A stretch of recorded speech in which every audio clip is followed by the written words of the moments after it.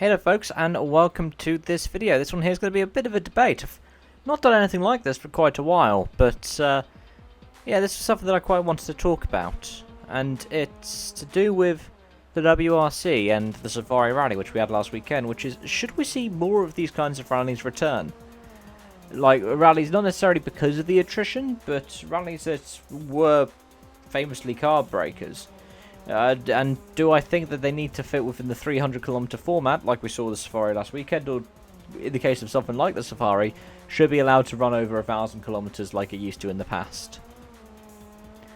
Well, firstly, should we have more of these kinds of rallies? Yes. Well, I mean, we've got the Acropolis coming back later this season. I'm really looking forward to that. And, I mean, we've seen rallies recently that have been more kind of car breakery as well. I mean, Turkey's return was one of those.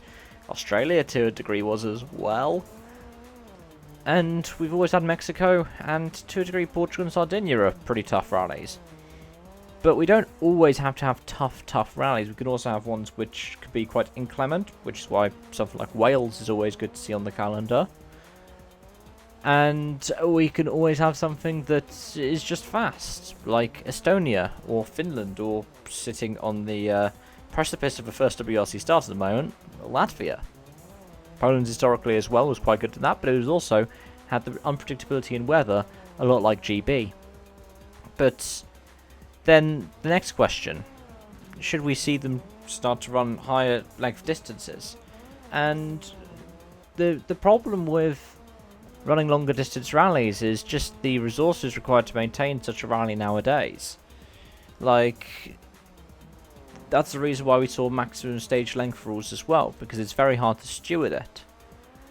And the world we're in now, you do need to steward it, because you don't want someone having problems with a spectator in the middle of the stage that's, or somebody, just a person in the middle of the stage, not even a spectator, who doesn't know that cars coming by. I mean, we've seen horrible accidents like that in recent years. I think there was an accident, I think, was it Gaurav Gill got caught in it in India? I'm pretty sure it was in India a few years back, where on a longer stage, this family weren't told that they can't go in there, and they rode out in front of a rally car. We need to make sure that these rallies can be safe and organised in those kinds of disciplines, and right now that's not necessarily sustainable. Do I think that it's possible to do it in the future? Yes. With more sustainable fuels, and depending on how the WRC heads to, whether it goes full electrification or just has an electrified series and some kind of renewable fuels for the main series, it's possible that we could see like longer length rallies return, but I wouldn't necessarily count on that. But even then, even within the 300km format, there's still plenty that can happen. Because those rallies could be like at least 3 hours in length. They could sometimes be a bit longer. 4, maybe even 5. It's not quite the challenges we saw of old in the Acropolis, Safari, Ivory Coast, to some degree stuff like the Press On Regardless.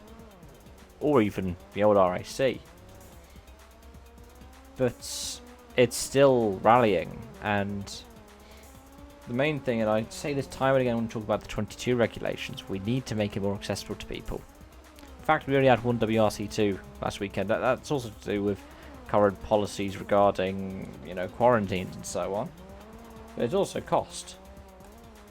Pro Cup didn't make it to the end, annoyingly, but we only had one WRC2, and we only had a handful of WRC3s, and not really any of them were European regulars. A lot of them were people who are traditionally driving in the African Championships.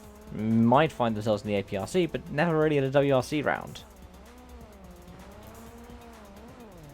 But they're still the same cars, and it's still the same kind of caliber of competition. And we need to be able to encourage that more and more in the WRC. We need to make it more affordable.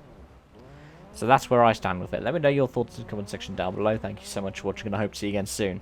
Bye for now.